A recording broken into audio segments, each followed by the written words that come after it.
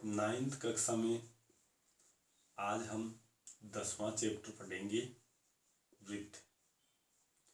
9वां chapter हम यहीं पे ख़त्म करेंगे क्योंकि 9वां चैप्टर आपके कोर्स से हटा दिया गया है।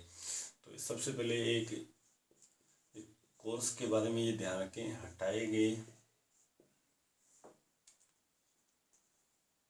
प्रश्नावली ये जरूर नोट करेंगे आप, जिसमें एक तो हमारी 5वीं प्रश्नावली है यूक्लिड वाली,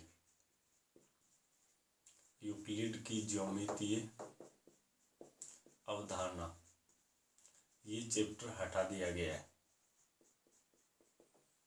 उसके बाद में दूसरा है हमारे पास 5 के बाद में 9वां चैप्टर हटा दिया गया है, जो हम पढ़ रहे थे समांतर चतुर्भुज, चतुर्भुजों एवं त्रिभुजों का क्षेत्रफल, ये 9वां भी हटा दिया गया है। उसके बाद में एक अंतिम चैप्टर था हमारे पास 15वां प्रायिकता, ये चैप्टर भी हटा दिए गए। मतलब ये चैप्टर आपको परीक्षा की दृष्टि से तैयार नहीं करना है। तो ये 3 चैप्टर अपने हटा दिए गए, इनका विशेष तौर से ध्यान, बाकी सारे आएंगे। तो हमारे एक अंतिम चैप्टर बच गया है 10वां चैप्टर वृत्त। तो आज हम वृत्त के बारे में अध्ययन करेंगे। तो ध्यान से देखें, सबसे पहले वृत्त की परिभाषा, परिभाषा ध्यान से समझे परिभाषा क्या होती है। दिए गए एक बिंदु से, एक बिंदु है चाहे कोई सा भी ले लो, जैसे ये लिया है, समान दूरी पर स्थित बिंदुओं का बिंदु पथ, ये जो बिंदु का बिंदु पथ होता है इसको हम वृत्त कहते हैं। इस तरह से फिर ये हमारा वृत्त बन जाएगा, जिसको हम सर्किल कहते हैं। ये इसका केंद्र कहलाता है, यहाँ इसका ये केंद्र है। केंद्र से परिधि पर स्थित बिंदु को मिलाने वाला रेखाखंड, ये रेखाखंड त्रिज्या कहलाता है, त्रिज्या। तो यहाँ भी ये हमारे पास त्रिज्या होगा। अब सुनिए, परिधि पर स्थित 2 बिंदुओं को मिलाने वाली रेखाखंड को हम जीवा कहते हैं। जैसे यहाँ पे देखना, ये वृत्त है, इस पर ये बिंदु है, इसको यदि आप मिला दोगे तो ये हमारे पास बन जाएगा जीवा। यदि ये जीवा केंद्र से होकर निकले, मान लो यहाँ केंद्र से होकर निकल रही है, गुजर रही है, तो फिर इसका नाम है वो व्यास बन जाएगा। वैसे ये है जीवाई, लेकिन ये व्यास कहलाएगी। और ये वृत्त की सबसे बड़ी जीवा है, सबसे बड़ी जीवा, उसका नाम हो जाएगा व्यास। उसके बाद में वृत्त का केंद्र होता है वो इसके अभ्यंतर में होता है। हमारे चैप्टर में ये भी नाम आएगा, अभ्यंतर और बहिर्भाग। अभ्यंतर का मतलब होता है अंदर, तो केंद्र हमेशा अभ्यंतर में होता है, वृत्त के बीच में अंदर, और बहिर्भाग यानी बाहर की ओर होता है। तो बाहर का भाग ये है, ये बहिर्भाग कहलाता है, बाहर का। उसके बाद में आगे देखिए, ये हमारा केंद्र था, इसको हम जीवा कहते हैं। 2 बिंदु, वृत्त की परिधि पर स्थित 2 बिंदु को मिलाने वाला रेखाखंड उसका जीवा कहलाता है। और यदि ये केंद्र से होकर गुजर जाता है तो इसे हम व्यास कहेंगे, और सबसे बड़ी जीवा ये ए बी एक जीवा है। इस जीवा के जो ये संगत चाप है, ए बी, ये चाप ए बी, ये जो चाप है, और इस जीवा के मध्य भाग को, इधर वाला भी ये भाग है, इसको हम वृत्तखंड कहते हैं। वृत्तखंड 2 भागों में बढ़ता है। एक ये छोटा है तो इसको लघु वृत्तखंड कहेंगे, और ये बड़ा है तो इसको दीर्घ वृत्तखंड कहेंगे। इस तरह से ये 2 भागों में बढ़ जाता है। जबकि व्यास होता है, वृत्त का व्यास होता है, ये उस वृत्त को 2 समान क्षेत्रफल वाले वृत्तों में विभाजित करता है। तो ये दोनों वृत्त अर्धवर्त कहलाएंगे, अर्धवर्त। और अर्धवर्त में बनने वाला कोण इस तरह से, यहाँ से जीवा के यानी व्यास से जो कोण बनेगा हमारा, ये हमेशा समकोण होता है। यानी कि इधर समझिए आराम से, ये हमारे पास कोई अर्धवर्त है, ये व्यास है, तो व्यास के दोनों किनारों से इस अर्धवर्त में जो भी कोण बनेगा वो हमेशा 90 डिग्री का होगा, चाहे एक बने चाहे अनेक बने, ये 90 डिग्री का होता है। तो यहाँ पे एक पॉइंट बन जाता है अपना, अर्धवर्त में बना कोण हमेशा समकोण होता है। उसके बाद में हम त्रिज्यीय खंड को देखते हैं। देखिए यहाँ पे ये मैं लिखा देता हूँ, आपको लिखा भी दूंगा। ये हमारे पास कोई वृत्त है, ये इसका केंद्र है, ये इसकी एक त्रिज्या है, ये दूसरी त्रिज्या है, दो त्रिज्या और एक चाप, ये चाप हो गया।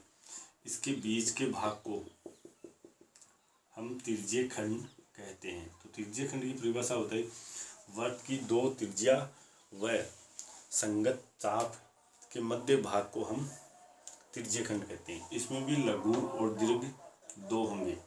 तो ये हमारे पास छोटा त्रिज्यीय खंड है तो इसको लघु बोल देंगे, जबकि ये हमारे पास बड़ा त्रिज्यीय खंड है तो इसको हम दीर्घ त्रिज्यीय खंड कहेंगे, त्रिज्यीय खंड।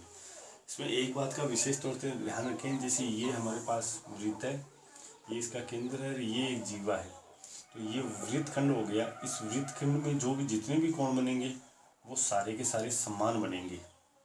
तो एक ही वर्तखंड में बने कोण हमेशा सर्वांगसम होते हैं या फिर समान होते हैं। चाहे इस साइड बने ये भी समान होंगे, जितने का ये कोण बना है उतने का ही ये दूसरा कोण।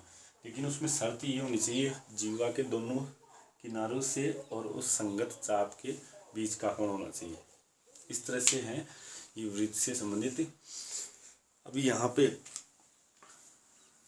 चक्रीय चतुर्भुज के बारे में और समझते हैं। चक्रीय चतुर्भुज, ये हमारे पास कोई वृत्त है, इसकी परिधि पर कोई 4 बिंदु ले लीजिए और इनको आपस में मिला दीजिए। तो ये जो चतुर्भुज बन गया इसको हम चक्रीय चतुर्भुज कहते हैं, चक्रीय चतुर्भुज कहते हैं। और चक्रीय चतुर्भुज में ये जो समूह कोण होते हैं, ये इनका योग 180 डिग्री होता है।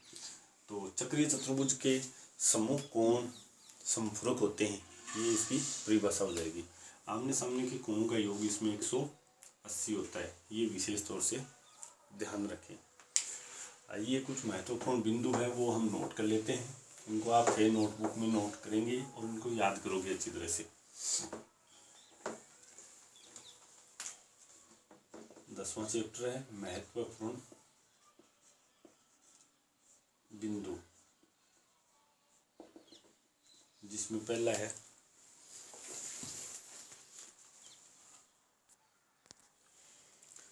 इसमें एक वर्त की, ये आप नोट करते रहें, एक वर्त की बराबर जीवाएं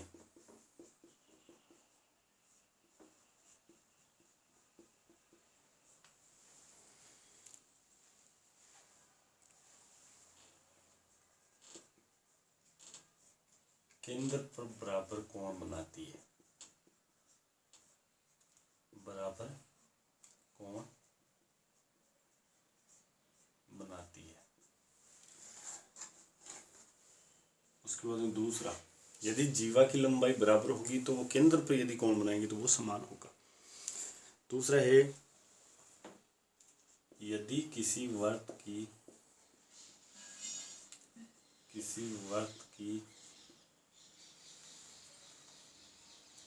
दो जीवाएं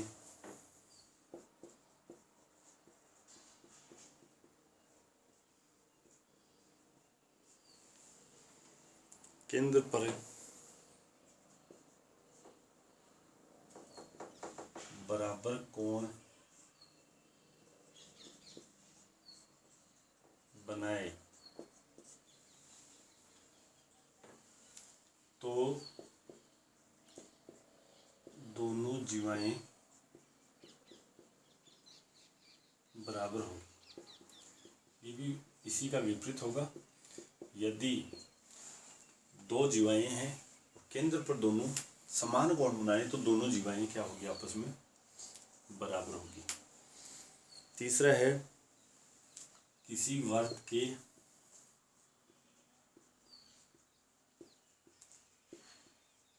केंद्र से जीवा पर डाला गया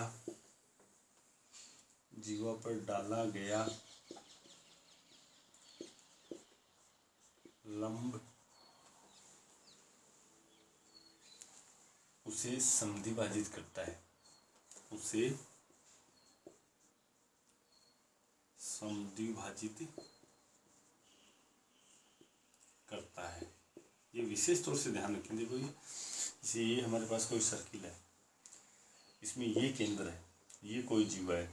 अब यहाँ केंद्र से यदि इस पर लंब डालेंगे, 90 डिग्री का एंगल बनाएंगे, तो ये जीवा और ये जीवा के दो खंड बने हैं, ये आपस में समान होंगे, तो ये इसे समद्विभाजित करता है। अगला चित्र देखें, अगला बिंदु देखें आप।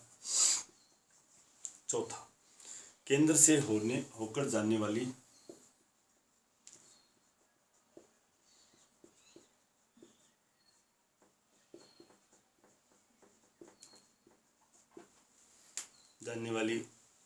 और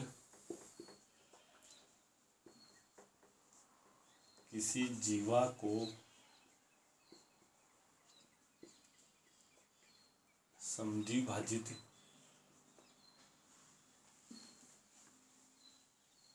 करने वाली रेखा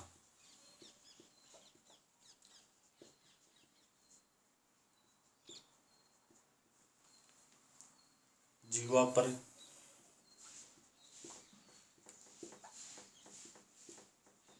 लंब होती है।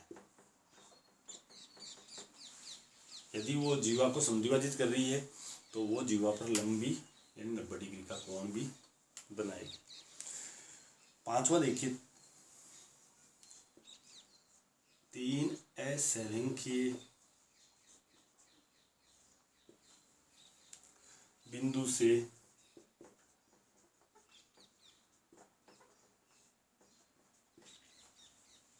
जाने वाला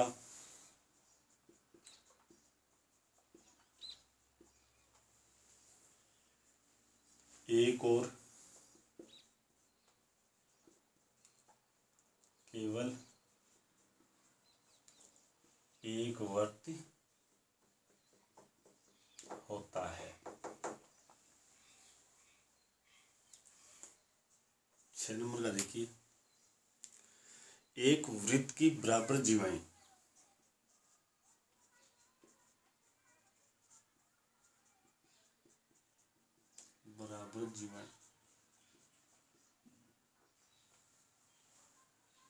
केंद्र से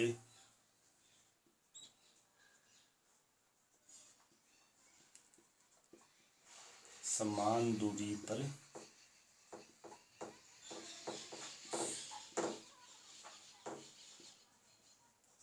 स्थित होती है।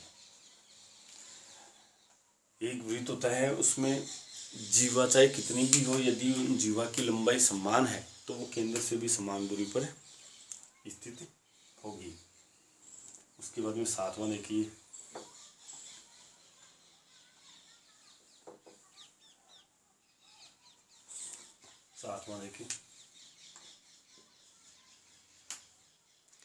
एक वृत्त के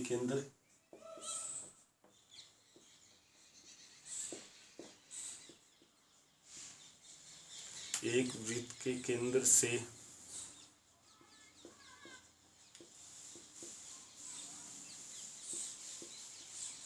समान दूरी पर स्थित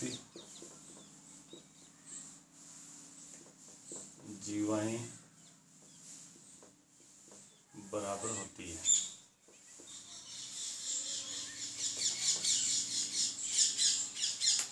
8वां देखिए,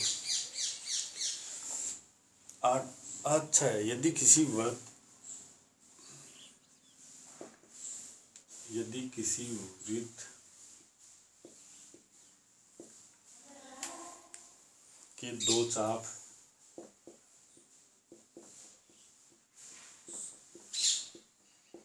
सर्वांग सम है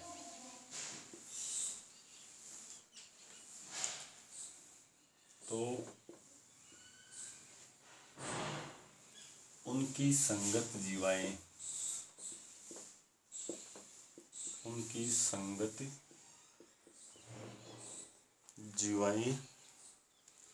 बराबर होती है।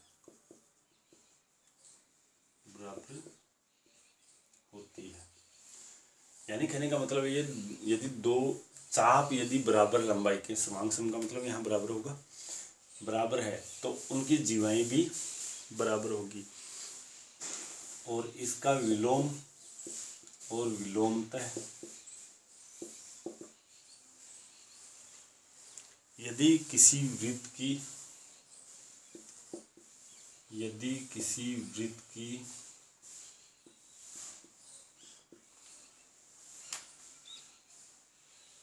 दो जीवाएं बराबर हो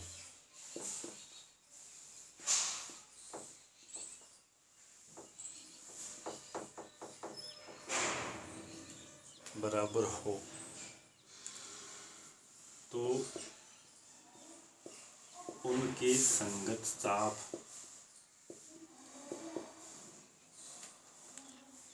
सर्वांग सम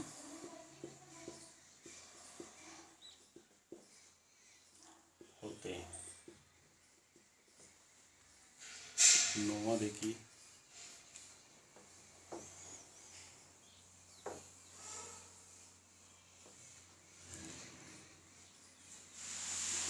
किसी वर्ग की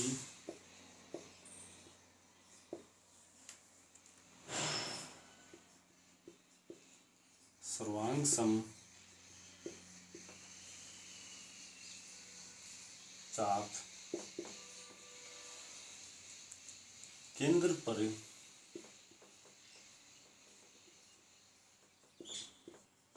बराबर कोण बनाती है। यदि दो चाप बराबर हैं, सर्वांग सम चाप यानी दो बराबर चाप हैं किसी वृत्त में, तो वो केंद्र पर कोण बनाएंगे तो वो भी बराबर होंगे। उसके बाद में 10वां देखिए, किसी चाप द्वारा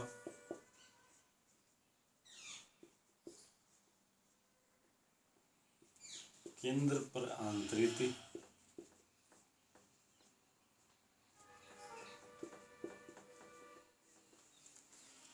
आंतरित कोण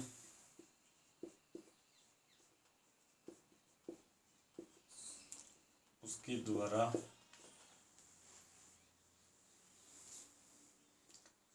वृत्त के शेष भाग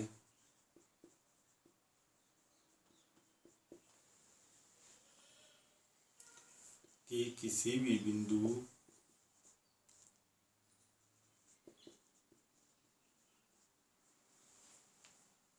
पर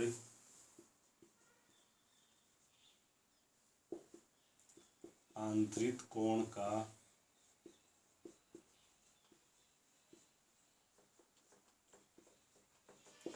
दुगुना होता है। 11वां देखिए, 11वां बहुत अच्छा है। एक ही वृत्तखंड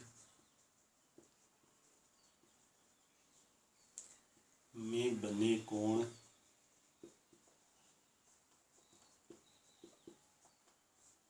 समान होते हैं। 12वां देखिए, अर्धवृत्त में बना कोण, अर्धवृत्त में जो कोण बनता है व्यास के द्वारा वो समकोण होता है। समकोण होता है। 13वां देखिए, अब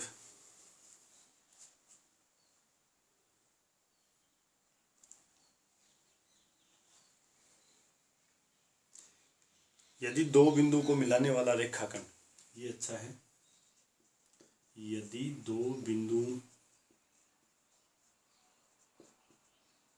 को मिलाने वाला रेखाखंड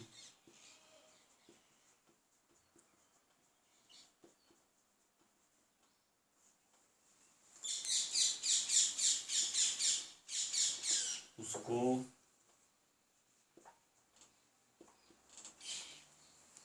अंतर्विष्ट करने वाली रेखा के, अंतर्विष्ट करने वाली रेखा के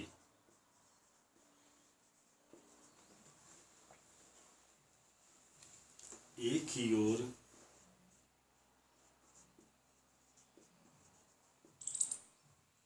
स्थिति दो अन्य बिंदु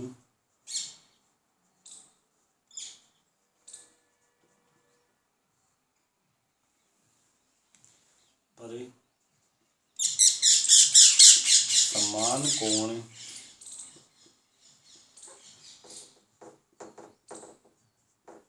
अंतरित करे,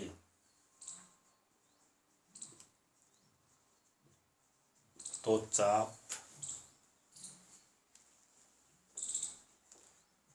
चारों बिंदु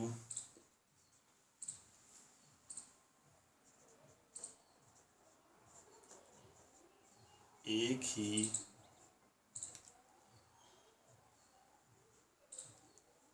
वृत्त पर स्थित होती है। अगला देखिए,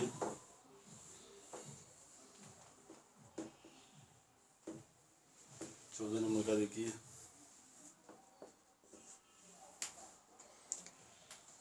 ये मैंने बता दिया था आपको, चक्रीय चतुर्भुज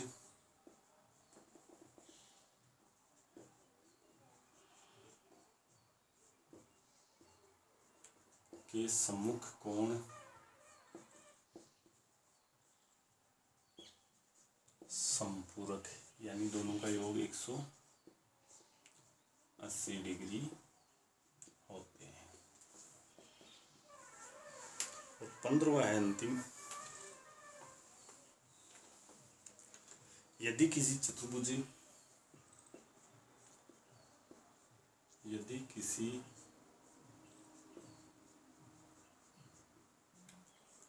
चतुर्भुज के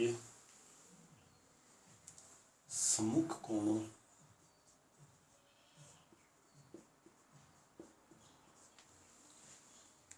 के किसी एक योग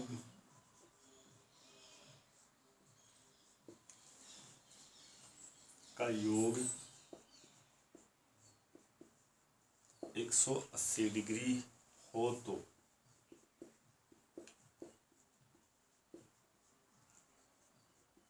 चतुर्भुज चक्रीय होगा, चक्रीय चतुर्भुज होगा। इस तरह से ये आपको 15 बिंदु आपको याद करने हैं, इनको फिर नोटबुक में उतार लेना है और इनको अच्छी तरह से याद करें, तब इस प्रश्नावली को हम अच्छे से हल कर पाएंगे। अब हम 10.1 प्रश्नावली देखते हैं। 10.1 प्रश्नावली का पहला सवाल देखिए, बहुत ही सिंपल सी प्रश्नावली है।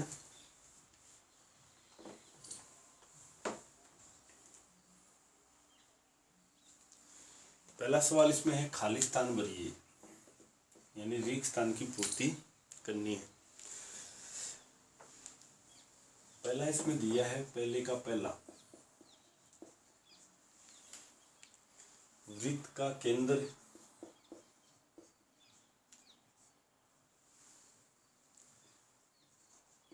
वृत्त के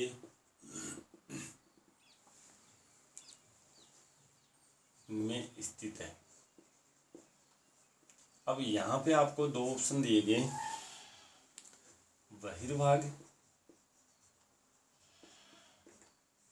और दूसरा अभ्यंतर। ये मैंने आपको समझा दिया था कि वृत्त का केंद्र हमेशा वृत्त के अभ्यंतर में स्थित होता है। तो इसमें आपको क्या बनना है, अभ्यंतर। यहाँ आप लोग अभ्यंतर बताओगे, अभ्यंतर यानी अंदर होता है।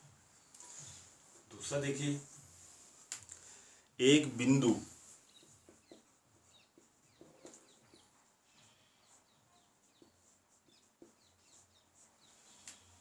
जिसकी वृत्त के केंद्र से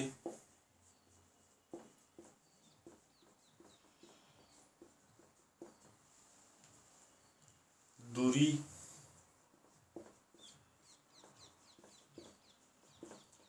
त्रिज्या से अधिक हो,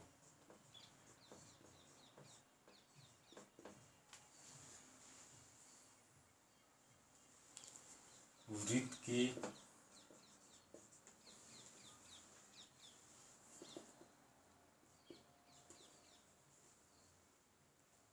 में स्थित होता है। अब इसको थोड़ा सा समझिए आप। जैसे ये कोई वृत्त है, ये इसका केंद्र है। अब ये जो दूरी है वो त्रिज्या से ज़्यादा होते ये बिंदु ये वृत्त के बहिर्भाग में स्थित होगा। तो यहाँ पे भी आपको बहिर्भाग और अभ्यंतर दिया है, तो आप इसमें बहिर्भाग भर देंगे इसमें। तीसरा देखिए,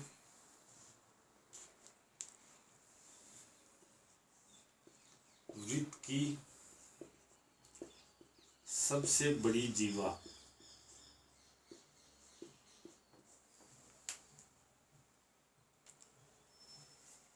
वृत्त का होता है। यहाँ ब्लैंक है, इसमें आपको ऑप्शन नहीं दिए गए हैं, तो ये मैंने आपको लिखा दिया है कि वृत्त की सबसे बड़ी जीवा का नाम होता है उसका व्यास। इसमें आप व्यास भरोगे। चौथा दिया है, एक चाप होता है जब इसके सिरे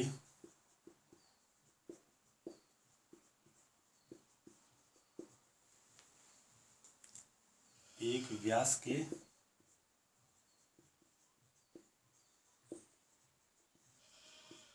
सीधे हो।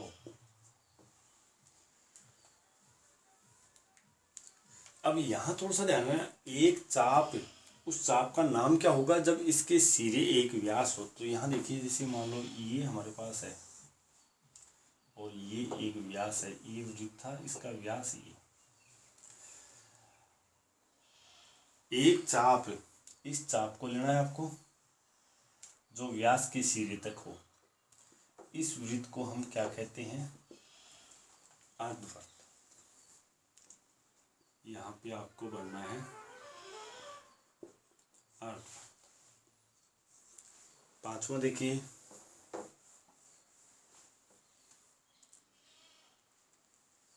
वृत्तखंड एक चाप तथा, यहाँ पे खालिस्तान है, के बीच का भाग होता है।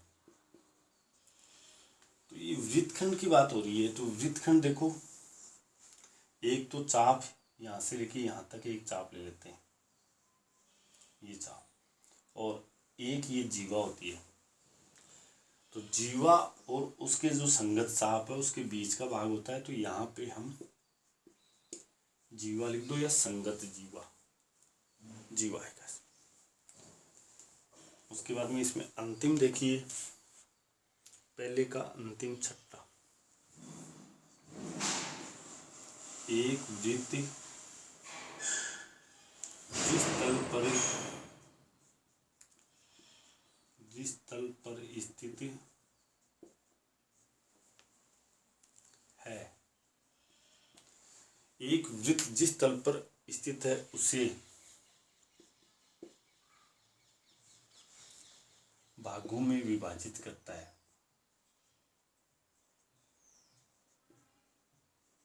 विभाजित करता है, तो यहाँ पे 3 भागों में इसको विभाजित करता है। इस तरह से ये हमारा पहला सवाल जिसमें हमें खाली स्थान भरना था प्रश्नावली 1 का कंप्लीट हो गया। बाकी हम कल पढ़ेंगे। Thank you.